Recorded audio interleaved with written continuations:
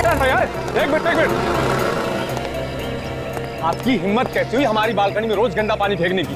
साहब मैं तो बस प्लांट्स को पानी दे रहा था, लगता है गलती से आपकी बालकनी में पानी आ गया है। गलती एक दिन होती है, रोज नहीं होती है। भाई साहब माफ कर दीजिए। माफी की बात ही नहीं है, कल से वो प्लांट्स वहाँ पर नहीं चाहिए। अरे कैसी बात कर रहे हो भाई साहब? प्लांट्स को अगर बालकनी में नहीं रखूंगा तो क्या अपने सर पर लेकर घूमूंगा? एक तो चोरी, ऊपर से सीना चोरी।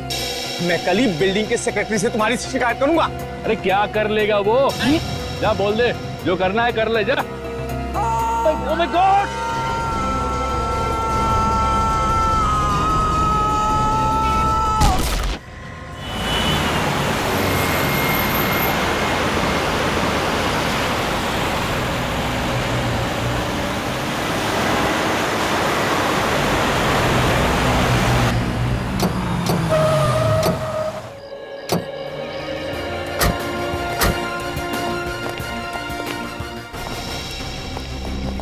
आप लोग सब पीछे हटिए। फोन किसने किया था आप में से? सर मैंने फोन किया था आपको। सर मुझे जानते हैं? नहीं सर मैं नहीं जानता, और ये हमारे बिल्डिंग का भी नहीं है। ये तुम्हारे बिल्डिंग का नहीं है? नहीं सर। सर लगता है यह आदमी मुंह के बल गिरा है। कुछ वक्त इसका चेहरा नीचे की तरफ था, पूरी तरह बिगड़ गया है, कोई भी नहीं पहचान सकता। कूदते वक्त मतलब? तुम ये कैसे कह सकते हो सिर्फ बॉडी को देख के किसने आत्महत्या की? हो सकता है किसी ने इसे धक्का दे दिया। तो फिर पता कैसे चलेगा सर? पता चल जाएगा फ्रेडी। पहले ये लाश बिल्डिंग से कितनी दूर है ये नाप लो, इससे पता चल जाएगा ये आदमी अपने आप कूदा है या किसी ने धक्का दिया इसे। Yes sir. इस आदमी को ऊपर से नीचे गिरते हुए देखा था? यस सर, एक्चुअली हमारा इनके साथ झगड़ा हो रहा था। अचानक हमें चीखने चिल्लाने की आवाज आई। जब हम ऊपर देखे ये चिल्लाता हुआ आदमी नीचे जमीन पे गिर गया। तुमने भी देखा इस आदमी को ऊपर से नीचे गिरते हुए? हाँ साहब देखो, तो जेब में कुछ भी नहीं है सर, खाली है। 22 फीट 9 इंच बिल्डिंग से लाश तक की दूरी है। 22 फीट 9 इंच। तो लगता नहीं है फ्रेडी इस आदमी ने आत्महत्या की है। अगर इसने आत्महत्या की होती तो लाश बिल्डिंग के पास गिरी होती। मैं ज्यादातर जब लोग धक्का देते हैं तो लाश ऐसे बिल्डिंग से दूर गिरती है।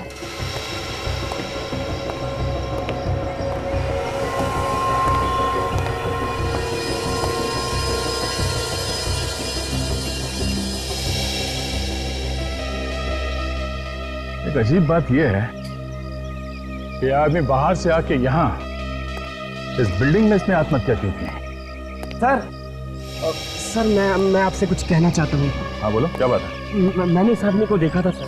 देखा था? कहाँ? इस बिल्डिंग में घुसते हुए, यही कोई करीबन 2 घंटे पहले की बात है। अच्छा ये अकेला था या इसके साथ में कोई और भी था? अकेला ही था, लेकिन हाँ इसके हाथ में एक ब्रीफकेस था। तो कहाँ गया वो ब्रीफकेस? ये तो मालूम नहीं। आप लोगों ने गिरते वक्त इसके हाथ में ब्रीफकेस देखा था? नहीं सर। आपने? नहीं सर कहीं ऐसा तो नहीं कि इसने वो ब्रीफकेस बिल्डिंग में ही कहीं छोड़ दिया हो? ये यहाँ पे आया था तो शायद किसी से मिलने आया हो, उसी को दे दिया हो। छत पे भी हो सकता है सर, कूदने से पहले कोने में रख दिया होगा कहीं पे। हो सकता है। तो देख, लाश को फॉरेंसिक लैब में भिजवाने का इंतजाम करो। और तुम उस बैग को पहचान लोगे ना? जी पहचान लूंगा। ओके।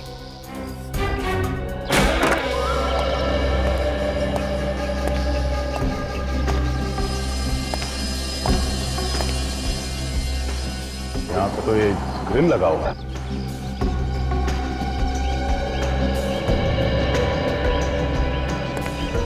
तो दीवार की हाइट इतनी है कि यहाँ से तो फेंक नहीं सकता या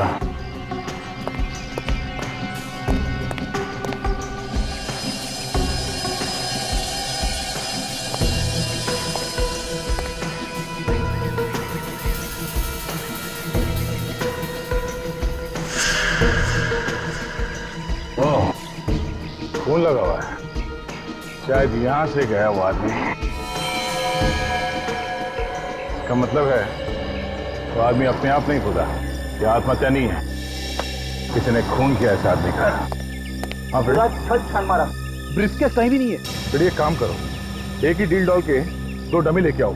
2 डमी? क्यों? फिर मैं देखना चाहता हूँ कि ये जो खून लगा हुआ है यहाँ पे, ये कहाँ से आया? किसी ने उस आदमी को यहाँ से धक्का दिया है या फिर उसे मार के यहाँ से फेंका गया है।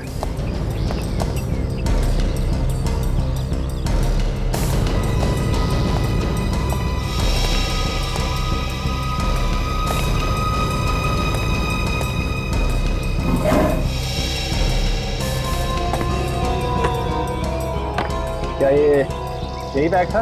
हटिए हटिए, पीछे हटिए सब लोग। हटो पीछे हटो, पीछे हटो।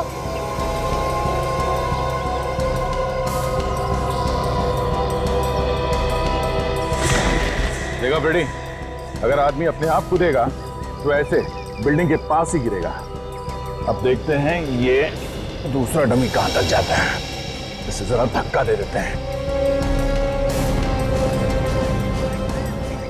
हटिए हटिए, पीछे हटिए सब लोग। हटो पीछे हटो, पीछे हटो।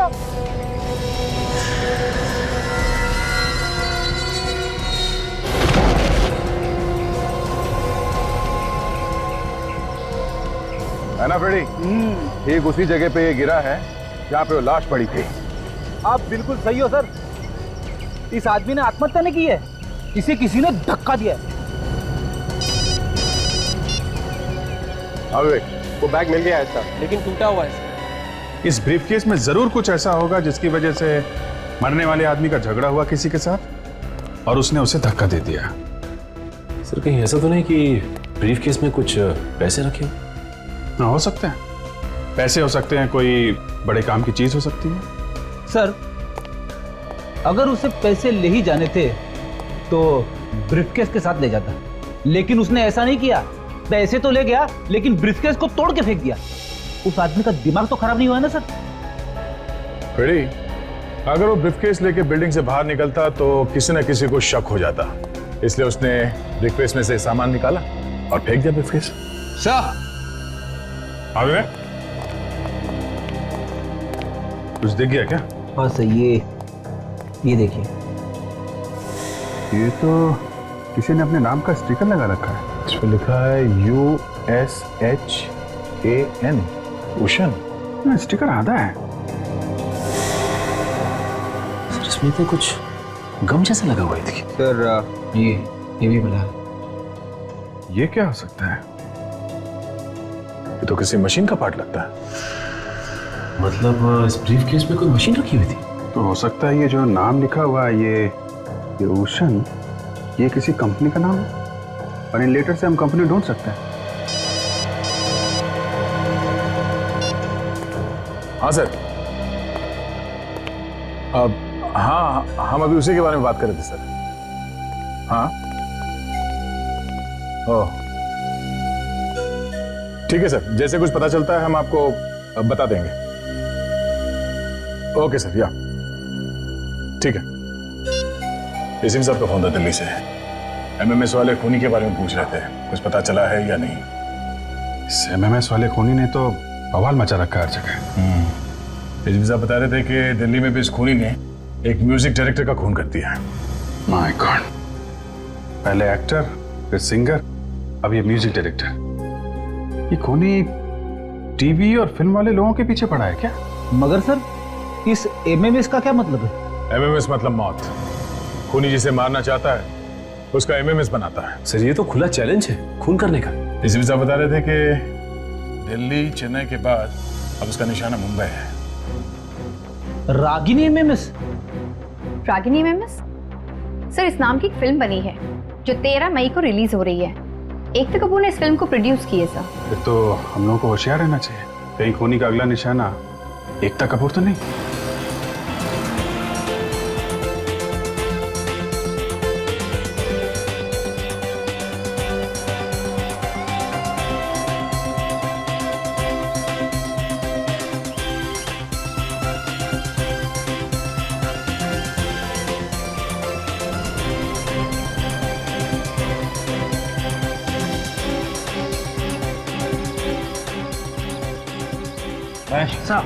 चारों तरफ एक बार फिर से चेक करो। इतने बड़े प्रोड्यूसर आ रहे हैं, कहीं कोई कमी नहीं होनी चाहिए। सर मैंने अपनी तरफ से 3 बार चेक कर लिया है, सब कुछ ठीक है, लेकिन फिर भी मैं एक बार देख लेता हूँ। नहीं सर, अभी तक तो नहीं आई हैं। हम लोग वहीं पे हैं सर। Yes sir. वैसे एकता जी को बोल दिया है, थोड़ा होशियार रहने की जरूरत है। जी सर। Yes sir. ओके मैं फोन कर दूंगा सर। Okay sir. हर जगह अच्छी तरीके से निगाह गड़ा के देखने की जरूरत है। खूनी बहुत चालाक है और खतरनाक भी, समझे? हेलो। ओके ठीक है नो प्रॉब्लम। ओके और तीनों गार्ड एकता जी पहुंचने वाले हैं, सब लोग अपनी पोजीशंस ले लो। गो गो गो गो गो।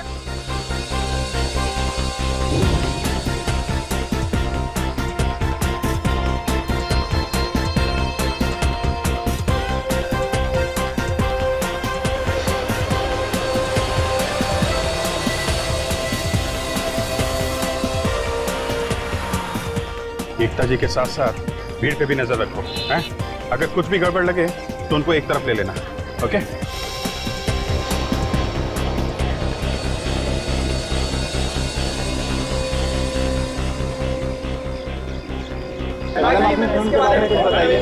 देखिए, सब कुछ यहाँ पूछेंगे या फिर अंदर?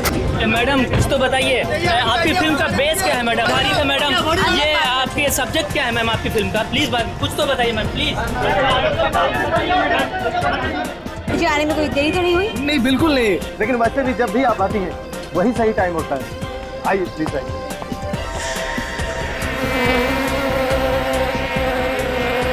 क्या बात है मैम, कोई परेशानी? नहीं।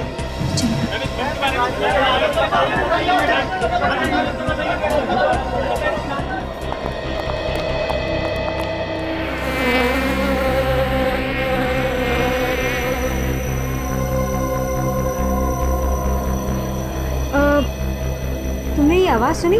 किस तरह की आवाज? भिनभिनाने की, मक्खी के भिनभिनाने की। अजीब सी आवाज है। नहीं मैम। तो मुझे भी सुनाई दे रही है। चलो।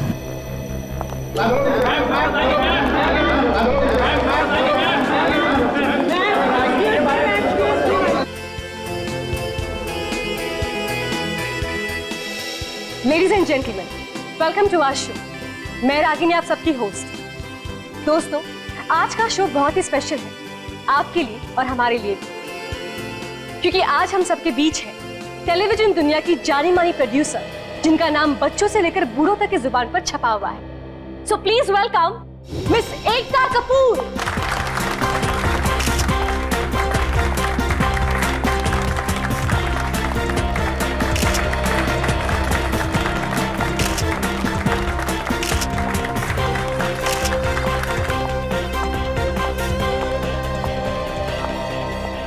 Hello ma'am, nice to meet you. आपका इस शो पर स्वागत है। हमारे इस शो पर आने के लिए बहुत बहुत धन्यवाद। आपने मुझे बुलाया, इस बात का बहुत बहुत धन्यवाद।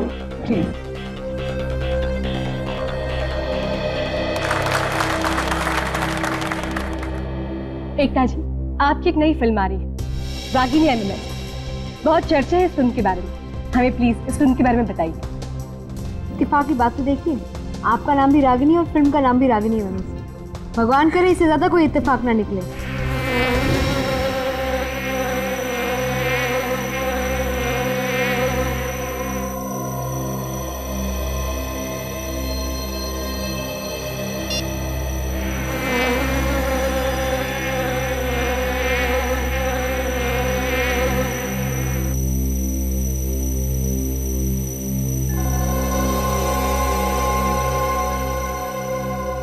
अब क्या हुआ एकता जी?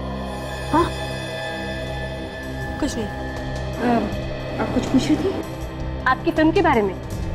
बेसिकली ये फिल्म एक लड़का और लड़की की कहानी है जो छुट्टियों के लिए बम्बई के बाहर धानू जाते हैं। दोनों एक वीकेंड साथ स्पेंड करने जाते हैं, लेकिन उन्हें पता नहीं होता कि वहाँ उस घर की खुद की एक कहानी है। वो दो तो जाते हैं अकेले हैं, लेकिन घर में कुछ और ही निकलता है। लड़के ने उस घर में कैमरा लगाए कि लड़की का एमएमएस बनाए। उसे भी नहीं पता होता कि उस घर की कहानी कुछ और ही है, और उन दोनों के साथ साथ एक तीसरा है, और वो सब उस कैमरा में रिकॉर्ड हो रहा है। मतलब कि कैमरा सब कुछ रिकॉर्ड कर लेता है? जी, कैमरा सब कुछ रिकॉर्ड करता है। आपने कहा था कि इसमें 2 से 3, ये कैसे हो गया? उस घर में एक अंदरूनी शक्ति भी है, एक आत्मा, जो दोनों को नहीं पता, लेकिन कैमरा उसे पकड़ लेता है। वाह, हमने सुना है कि आपकी ये फिल्म सच्ची घटना पर आधारित है। देखिए, एक लड़की थी जिसके साथ ये सब हुआ। उसके साथ एक भूतिया किस्सा हुआ, और वो किस्सा मैं दुनिया के सामने लाना चाहती हूँ। उसी से बनी रागिनी एमएमएस। एकता जी, आपकी ये फिल्म किस ऑडियंस को टारगेट करती है? बेसिकली युवा। मैं चाहती हूँ सारे कॉलेजेस की छुट्टियाँ चल रही हैं, लोग अपने डेट्स के साथ, अपने दोस्तों के साथ सारे यंग लोग जाकर ये फिल्म देखें। एक यंग हॉरर है। तो एकता जी, आपकी ये फिल्म कब रिलीज हो रही है? फ्राइडे द 13th को। कहते हैं शुक्र और राहु एक होते हैं और आत्माओं का डेरा होता है। उसी दिन मैं चाहती हूँ रिलीज हो रागिनी एमएमएस।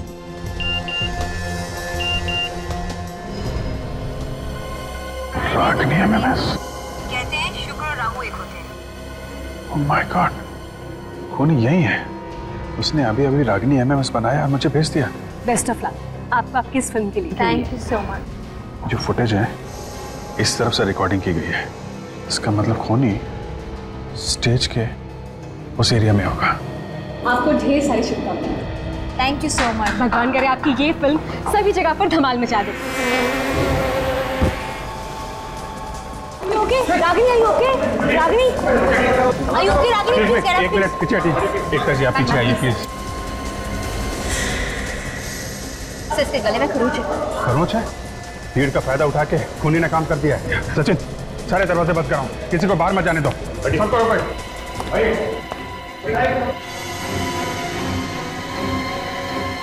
सही बेहोश है। बेहोश है? एम्बुलेंस बुलाओ, हॉस्पिटल पहुंचाओ इसे। एकता जी आप ठीक हैं? हाँ, मैं ठीक हूँ। घबराइए मत, सीआईडी आपके साथ है। आप ये बताइए कि क्या हुआ क्या था? आप इतनी जोर से चीखी क्यों? मैं यहाँ बैठी थी, इंटरव्यू चल रहा था और एक अजीब किस्म की आवाज़ मेरे कान तक आई और उसके बाद पता नहीं कैसी आवाज़ थी? अजीब किस्म की आवाज़ थी और यही आवाज़ मुझे गेट पर भी सुनाई दी। वही आवाज़ गेट पे? आवाज़ किस तरीके की? एक मक्खी के भिनभिनाने की आवाज़ थी। मक्खी के भिनभिनाने की आवाज़? आपको मक्खी दिखाई दी थी? नहीं, लेकिन मैंने अपने मोबाइल पर रिकॉर्ड किया था कि कुछ दिख जाए। अब मैं वो फुटेज दे सकता हूँ? हाँ बिल्कुल। अब ये देखिए।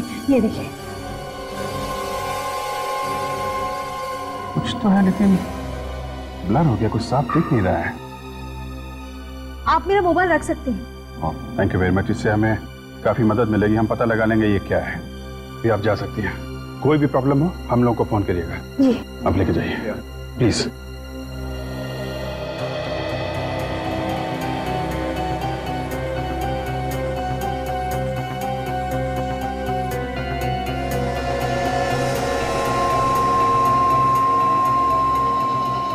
देखो भाई, सब लोग कान खोल के सुन लो। जब तक हमें हमला करने वाले के बारे में पता नहीं चल जाता, कोई भी कहीं नहीं जाएगा, सब यहीं रहेंगे। लेकिन सर, हमने थोड़ी हमला किया है। क्या पता किसने किया है? सर, हम कह रहे हैं ना सर। अच्छा, तुमने कहा और हम लोगों ने मान लिया? हाँ? देखिए, आप लोगों के पास जो भी मोबाइल्स या छोटे से छोटे कैमरास हैं, हमें दीजिए। हमें उसे चेक करना होगा। अभी पता चल जाएगा कि हमला किया किसने। लाइए लाइए।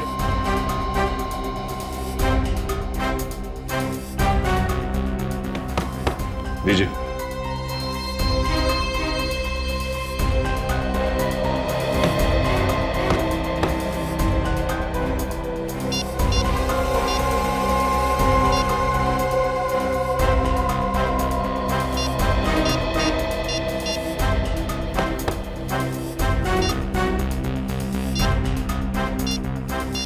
सर, इन मोबाइल्स में तो कोई भी ऐसी फुटेज या वीडियो नहीं है जो इस एमएमएस से मिलती जुलती है। वही तो।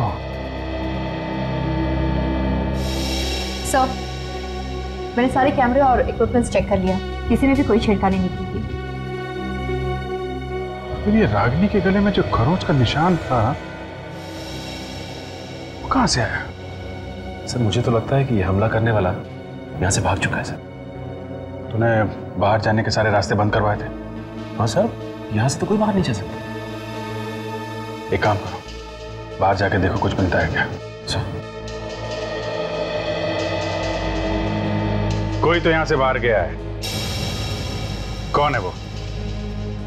सर, एकता जी और उनके बॉडीगार्ड्स के अलावा हमारे गार्ड्स ने किसी को भी बाहर नहीं जाने दिया। अच्छा, कितने गार्ड्स हैं आपके? सर 5, ये सामने देख लीजिए।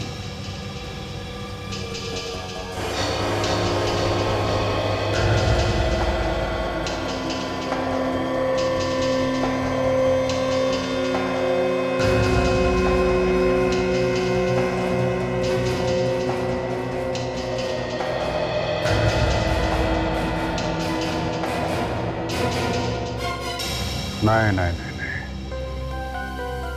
5 गार्ड से ज्यादा गार्ड्स देखे मैंने यहाँ पे। आपके यहाँ पे ये जो शूटिंग चल रही थी ना, उसकी फुटेज दिखाइए हमें। जी सर।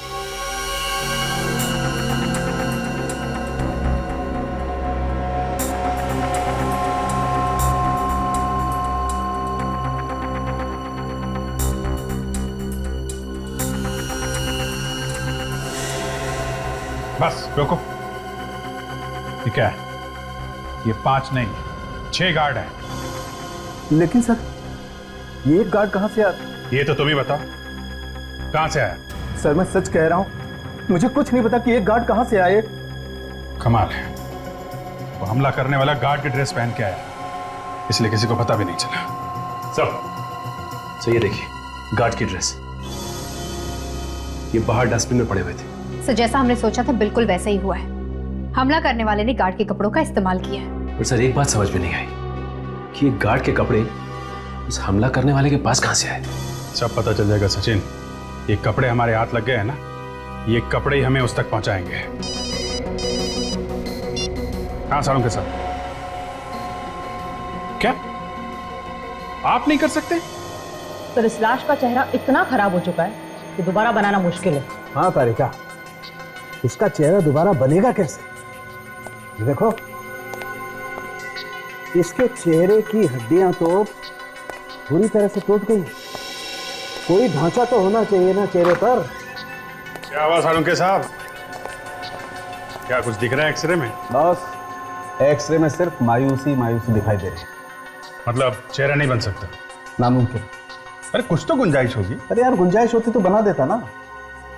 चलिए, चेहरा नहीं बन सकता ना सही, कम से कम आप इतना तो बता सकते हैं कि मौत हुई कैसे, गिरने से या कोई और वजह है? सर हमें इसके हाथ पे कुछ खरोचों के निशान मिले, ये देखिए। खरोच के निशान? मतलब बनने से पहले इसके किसी के साथ हाथापाई हुई है? इसने अपने आप को बचाने की कोशिश की होगी और उसी में ये निशान लग गए होंगे। बिल्कुल बॉस, यही हुआ। और उसी हाथापाई के दौरान खूनी ने इसे धक्का दे दिया। रागिनी के बारे में कुछ पता चला सर? उसकी किस्मत अच्छी थी कि वो बच गई, वरना मारने वाले ने तो कोई कसर नहीं छोड़ी थी। रागिनी के गले पे भी खरोच का निशान है, लेकिन ये खास बात है, तो खरोच में हॉस्पिटल वालों को जहर भी मिला है। जहर मिला? मगर ये जहर आया कहां से? हम लोग तो वहीं पे थे। वही पता लगाने की कोशिश कर रहा हूँ विजय। जहर खूनी के नाखूनों में पहले से मौजूद था या उसने बाद में लगाया? अच्छा, ये एकता ने जो मोबाइल दिया था उससे कुछ पता चला? उसकी फुटेज देख के चेक की, लेकिन कुछ खास पता नहीं चलता यार। उस वीडियो में कुछ दिखा नहीं? दिखता है, साफ साफ दिखाई नहीं देता। अरे वो आवाज है ना, वो मक्खी के भिनभिनाने की, उससे कुछ पता नहीं चल रहा है? अरे लेकिन वो मक्खी है ही नहीं। हा? ये लो, शुरू हो गए। अभी बोल रहे भिनभिनाने की आवाज है, अब बोल रहे मक्खी ही नहीं है। भाई वो जो मक्खी है वो असली मक्खी नहीं है, नकली मक्खी। और वो जो आवाज है वो इसलिए है कि उसके पंखों के नीचे एक छोटी सी मोटर लगी हुई। तो मोटर की आवाज है? बिल्कुल। मोटर ढूंढनी पड़ेगी। अब ढूंढनी पड़ेगी, तभी पता लगेगा कि रागिनी पर हमला कैसे हुआ। तो जो कंपनी से छोटे छोटे मोटर्स बनाते हैं उनके बारे में पता करते हैं। हाँ पता करो। और एक खास बात, इतनी छोटी सी मोटर बनाना हर एक के बस की बात नहीं। ये नकली मक्खी इतनी तेजी से उड़ रही थी कि कैमरा भी नहीं पकड़ पाया इसे। नकली मोटर, नकली मक्खी। मैंने तो आज तक ऐसी मशीन कभी नहीं देखी जो मक्खी की आवाज निकालती है। बड़ी मार्केट में नई नई टेक्निक्स आ गई हैं। ऐसे ऐसे मोटर्स बनते हैं मार्केट में जो अलग अलग तरह की आवाज करते हैं। आप कुछ पता चला उन कंपनीज के बारे में जो मोटर बनाती है? हाँ सर, ये 5 नाम है sir. Toys today, MK company, super toys, Kulbhushan and sons and magic carpet toys. एक मिनट जरा फिर से पढ़ना। ये toys today, MK company, super toys, Kulbhushan and sons, magic carpet toys. Kulbhushan and sons के आखिरी 5 अक्षर वही हैं जो उस ब्रीफकेस के अंदर लिखा हुआ था, भूषण। कुलभूषण मतलब एकता कपूर ने जो मोटर की आवाज सुनी थी वो इसी कंपनी का था, और वो जो टूटा हुआ ब्रीफकेस हमें लाश के पास से मिला था वो भी इसी कंपनी का। क्या ये दोनों केसेस एक दूसरे से जुड़े हुए हैं? Abhijeet, Kulbhushan and sons company में चल के देखते हैं, वहीं से पता चलेगा इस मक्खी की आवाज वाले मोटर का।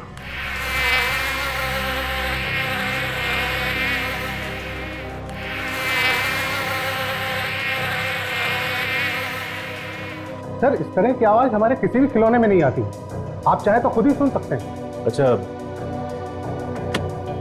ये बताइए कि ये इस ब्रीफकेस को पहचानते हैं आप? ये ब्रीफकेस?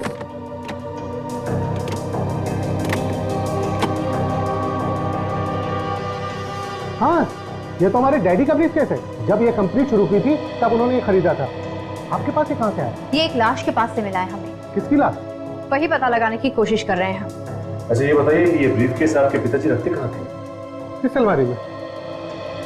ये अलमारी देख सकते हैं? सर जिस आदमी के पास इस अलमारी की चाबी है वो आया नहीं है। कौन है ये आदमी? नीलेश। 2-3 रोज से वो काम पर नहीं आ रहा है। 2-3 दिन से नहीं आ रहा? जरूर कुछ गड़बड़ है। उसका एड्रेस दे सकते हैं आप?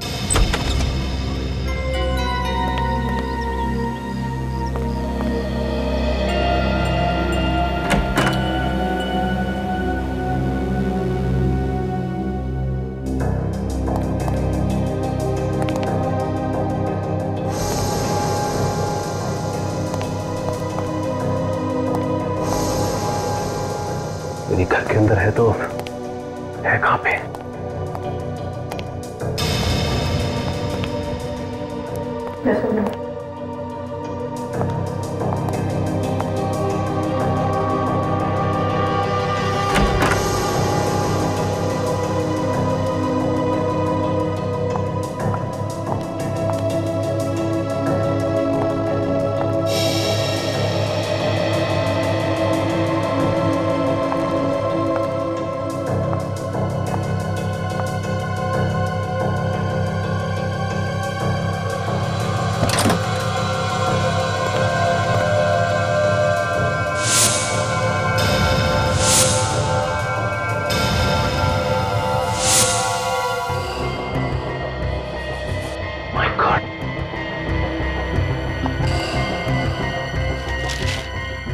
Robotic fly?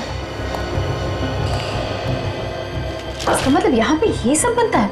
नहीं खजरो, सब कुछ नहीं, सिर्फ ये उड़ने वाली मक्खी, इसी से खून किया जाता है। इस जहरीले पिन से खून किया जा रहा था, क्योंकि इससे आसानी से काम भी हो जाएगा और किसी को पता भी नहीं चलेगा। इसका मतलब एकता कपूर को इसी रोबोटिक मक्खी की आवाज सुनाई दी थी। हाँ काजल, और तो और उन 3 सेलिब्रिटीज का खून भी इसी से किया गया है। पर इसे चलाते कैसे होंगे? काजल, कुछ ना कुछ तो होना चाहिए। ये देखो, यही है उसका रिमोट। मतलब उन्हीं नीलेश है? हाँ काजल, सारे सबूत तो नीलेश की तरफ ही इशारा कर रहे हैं। वो ब्रीफकेस भी वही लाया और मोटर बनाने की कंपनी में भी काम करता था। और अब ये जहरीली मक्खी। काजल, एक काम करो, आस पड़ोस के लोगों से पूछो नीलेश के बारे में कुछ पता चलता है क्या?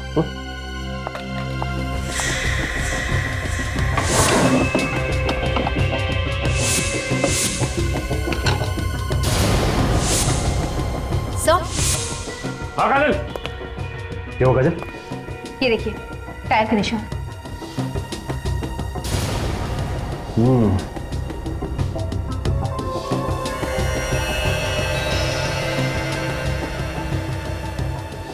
ये इसका मतलब यहाँ पे गाड़ी खड़ी हुई थी। तो ये देखो, इंजन ऑयल भी गिरा हुआ है। मतलब नीलेश के पास गाड़ी है और शायद गाड़ी से कुछ पता चल जाए। नंबर? काजल, अगर गाड़ी का नंबर मिल जाए तो आसानी से पता लगाया जा सकता है। एक काम करते हैं, आसपास के लोगों से पूछते हैं, शायद उनको पता हो नीलेश की कार के बारे में। एक्सक्यूज मी भाई साहब, ये नीलेश को जानते होंगे ना आप? जी हाँ, मैं जानता हूँ, पड़ोस में रहता है। आप लोग? हम लोग सीआईडी से। ओह, सीआईडी। बताइए, मैं आप लोगों के लिए क्या कर सकता हूँ? आपको नीलेश की गाड़ी का नंबर याद है क्या? गाड़ी का नंबर तो मालूम नहीं, लेकिन उसके पास सिल्वर रंग की गाड़ी है। गाड़ी के बारे में आप कुछ और बता सकते हैं क्या? वो कुछ दिन पहले अपनी गाड़ी को मैकेनिक के पास ले जा रहा था, कह रहा था चूहे ने उसकी वायर काट दी। कहाँ है वो गैराज? अरे भाई साहब, यहाँ पे कोई बॉस, कोई मालिक वालिक है या फिर ऐसे ही चल रहा है काम? क्या बात कर रहे हैं भाई साहब, है ना? वो देखो, वो खड़े। जाइए। सब ठीक है और बढ़िया। चल ठीक है, रखता हूँ, चल बाय बाय। कहिए भाई साहब, कुछ काम था? अच्छा, गाड़ी खराब हो गई। कहाँ है आप लोगों की गाड़ी? गाड़ी यहाँ पे है कि नीलेश? मेरा मतलब है, नीलेश की गाड़ी यहाँ पे ठीक होने के लिए आई थी कुछ दिन पहले। हाँ सर, आई थी। आप जानते हैं नीलेश को? मैडम, बहुत अच्छे से जानता हूँ, वो हमारा रेगुलर कस्टमर है। लेकिन आप लोग? हम लोग सीआईडी से। सीआईडी से? जी हाँ, सीआईडी से। नीलेश की गाड़ी का नंबर तो याद होगा ना तुम्हें? सर मुझे नंबर याद नहीं है, लेकिन हम लोग कस्टमर का एक रजिस्टर मेंटेन करते हैं, उसमें जरूर लिखा हुआ है। मैं अभी मंगा देता हूँ। सतीश, जरा वो रजिस्टर लेके आना।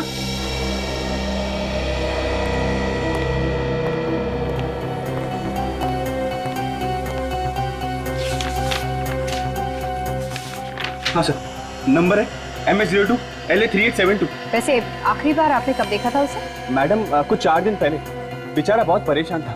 मैंने उससे पूछा कि परेशानी का कारण क्या है, लेकिन उसने मुझे नहीं बताया। परेशान था वो? हाँ सर, फोन पे कुछ बात कर रहा था सर। क्या बात कर रहा था फोन पे? सर कुछ झगड़े की बातें कर रहा था सर। फोन पे झगड़ा हो रहा था? अगर झगड़ा हो रहा था तो तुमने सुना होगा ना, क्या बोल रहा था फोन पे वो? कह रहा था कि उसका झगड़ा हो गया पैंडा के किसी इटालियन रेस्टोरेंट में सर, जिसका उद्घाटन बुधवार को हुआ था। थैंक्स। काजल, एक काम करते हैं, बैंड्रा के इस इटालियन रेस्टोरेंट में पता करते हैं कि नीलेश का झगड़ा किसके साथ हुआ था। तब तक मैं कंट्रोल रूम में फोन कर देता हूँ नीलेश की कार के बारे में।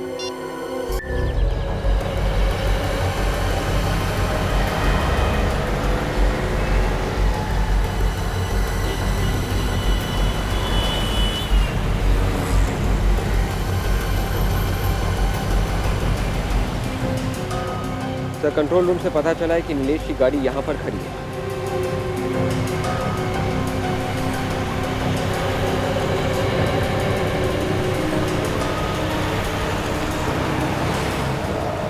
गाड़ी के अंदर तो कुछ नहीं है सर। अंदर जो खोल के देखते हैं सर। गाड़ी को देख के ऐसा लग रहा है कि गाड़ी 2-3 दिन से यहीं पे खड़ी है। समझ में नहीं आ रहा है, गाड़ी को यहाँ छोड़ के नीलेश गायब कहाँ हो गया? पास में वो बिल्डिंग भी है जिसके छत से वो आदमी नीचे गिर के मारा था। कहीं वो नीलेश तो नहीं है? जब तक कोई ठोस सबूत मिल नहीं जाता कुछ बोल नहीं सकता।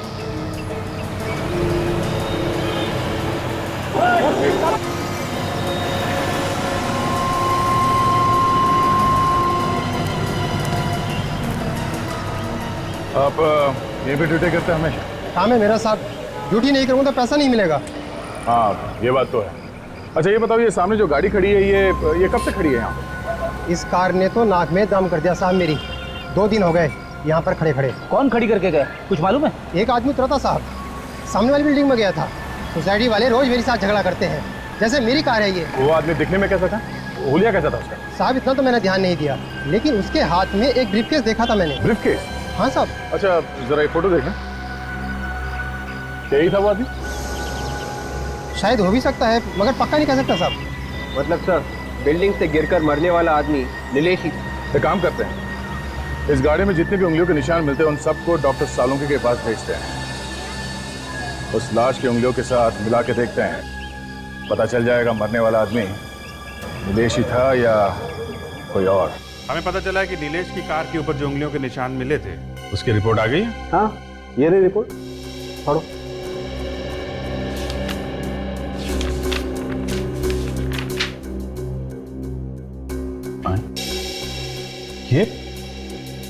ये कैसे हो सकता है? अब इसमें मैं तो कुछ नहीं कर सकता अभी जी, रिपोर्ट तुम्हारे सामने। बॉस, स्टीयरिंग व्हील पे इसी आदमी की उंगलियों के निशान है, ये जो उस बिल्डिंग से गिर करके मरा था। तब ये मरा हुआ आदमी नीलेश है? तो वैसे वो बिल्डिंग का वॉचमैन तो कह रहा था कि उसने नीलेश को वहां पे गाड़ी पार्क करते हुए देखा और ये ब्रीफकेस लेके उस बिल्डिंग में चला गया जहां से किसी ने उसे धक्का दे दिया। जिसे हम लोग खूनी समझ रहे थे वो तो 2 दिन पहले ही मर चुका था। मतलब एकता के ऊपर हमला इसने नहीं किया था। खूनी कोई और है। दया सर। हाँ विवेक, क्या पता चला रेस्टोरेंट के बारे में? सारा बैंड्रा छान मारा सर, ऐसा कोई भी रेस्टोरेंट नहीं है जिसका उद्घाटन बुधवार को हुआ था। मगर उस गराज के मैनेजर ने कहा था कि ये नीलेश किसी रेस्टोरेंट के उद्घाटन से आया था। तुमने ठीक तरीके से चेक किया है? हाँ सर, लेकिन एक रेस्टोरेंट है जिसका उद्घाटन बुधवार को होने वाला था, लेकिन अब गुरुवार को हो रहा है। वहां पे तुमने पूछा किसी ने पहचाना इस नीलेश को? नहीं सर, सब लोग ने मना कर दिया। वो नीलेश नाम के किसी भी आदमी को नहीं जानता। तो ये गैरेज का मैनेजर रघु ये हमसे झूठ बोल रहा है, कुछ छुपा रहा है। इसका मुंह खुलवाना पड़ेगा।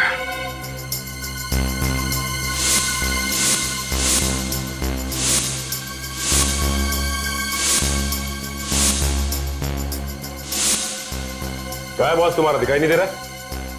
मालूम नहीं सर, हमने भी नहीं देखा। सर झूठ बोल के जान बचा के भाग गया होगा यहाँ से। भाग कर जाएगा कहाँ? हाथ में तो आएगा ही।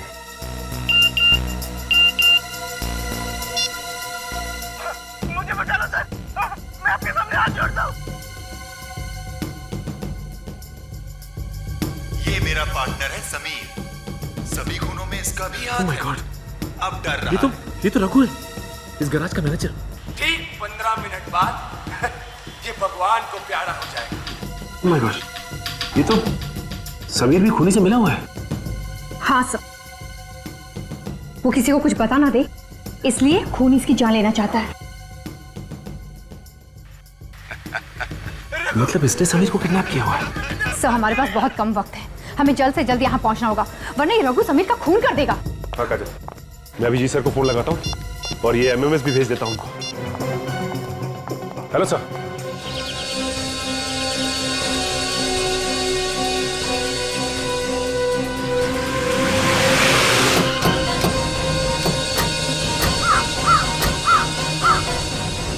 जगह तो यही है जो एमएमएस में दिखाया गया था।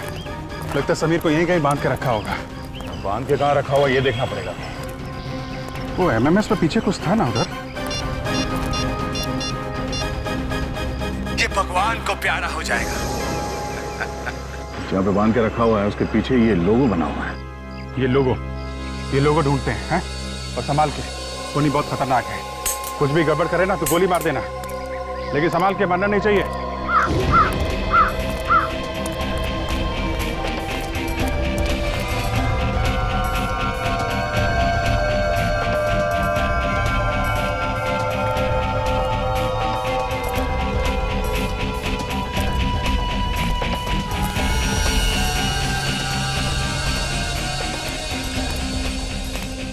एमएमएस भेजे हुए 12 मिनट हो चुके हैं। हमारे साथ सिर्फ 3 मिनट बचे उसे बचाने के लिए। तो वो खून ऐसे कर क्यों रहा है? मरते हुए लोग कौन कैसे तड़पता है ये देखने की आदत हो गई उसे अच्छा लगता है। कोई मेनिया कहिए। काफी पुरानी मिल लग रही है सर। हाँ, तभी तो जंग लगी मशीनें पड़ी हैं।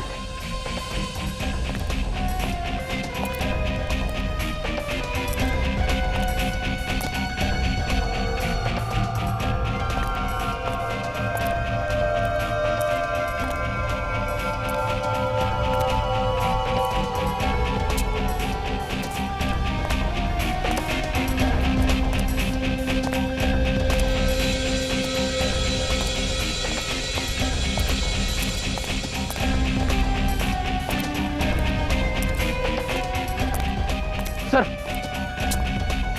वो देखिए लोगो। कहीं कहीं होना चाहिए।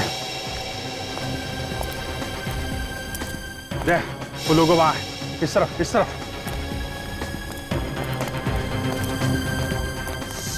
ये रहा।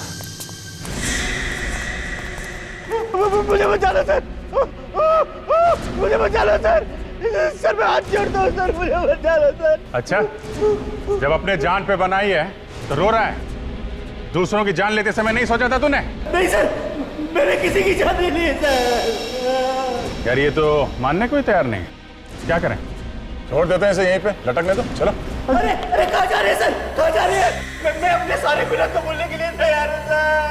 ठीक है, मुझे बचा लीजिए सर, मुझे सर। कुछ करो यार, कुछ करो यार। चुप।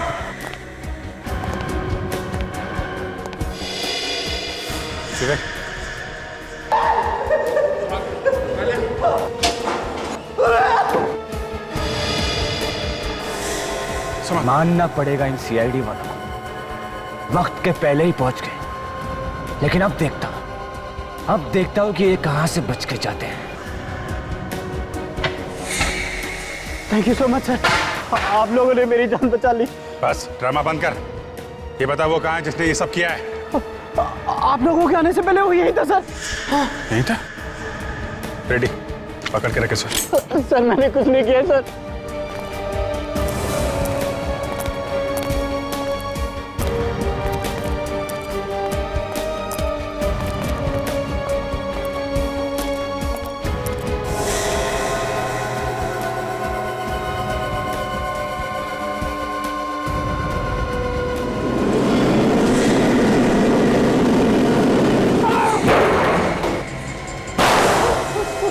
नहीं दे, जिंदा पकड़ना है।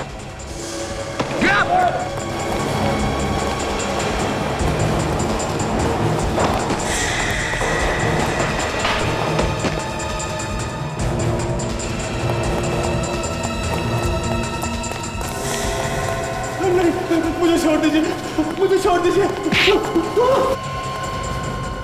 बिना जवाब दिए कहाँ भाग रहा है?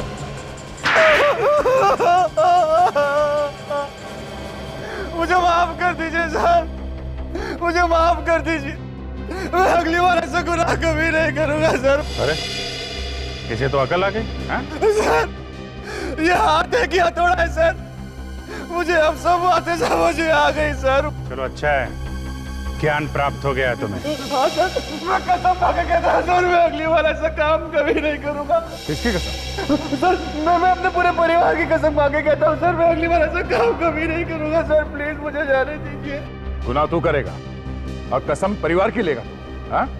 क्यों मारता था बेगुनाह लोगों को? क्योंकि मुझे मरने से पहले लोगों को तड़पता हुआ देखने में बहुत मजा आता था सर। इंसान है कि हैवान, और अपने साथ साथ तूने इसे भी हैवान बना दिया। हाँ सर, ये सभी मुझे एमएमएस बनाकर बेचता था सर। नहीं सर, मेरा कोई कसूर नहीं सर, इसने मुझे पैसों का लालच दिया था, इसने फंसाया मुझे। इसने फंसा दिया और तो फंस गया?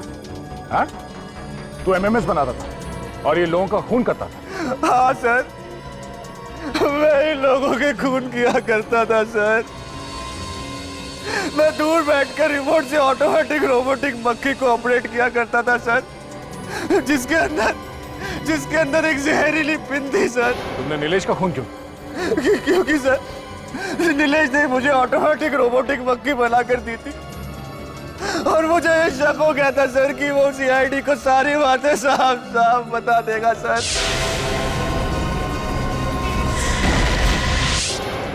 इसके लिए मैंने उसे मार दिया सर। एकता कपूर पे भी तुम ही ने हमला किया था? जी सर, एकता जी पे भी मैंने हमला किया था सर, लेकिन जब वहां पे बवाल हो गया तो मैं वहां से भाग निकला सर। मुझे माफ कर दीजिए प्लीज सर। 3 खून किए हैं तुम लोगों ने, एक ने मजे के लिए और दूसरे ने पैसों के लिए। अब जिंदगी भर जेल में बैठ के तुम पैसे गिनना और तुम मजे करना, फांसी का ऑर्डर आने तक।